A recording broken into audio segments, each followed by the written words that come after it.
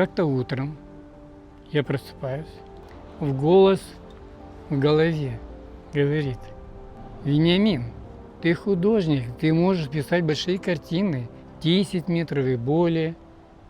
А я ему говорю, я не шучу, я ему говорю: да я едва на метре-то это, для меня целая вселенная, а 10 метров я даже не сориентируюсь. Я месяц с этим голосом боролся. Начал я с «Колибри», там и «Колибри» есть.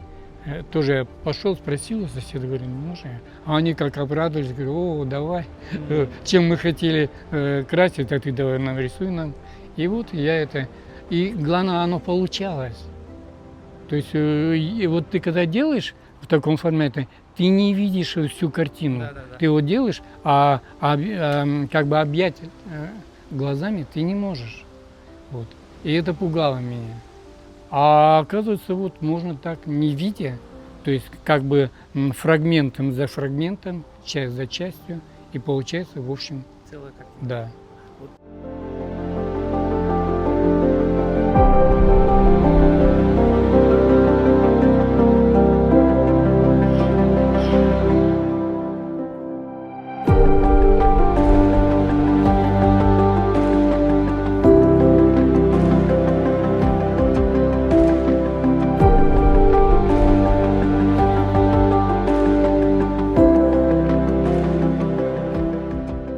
Знаете, я из-за любви к себе, к городу, к людям, то есть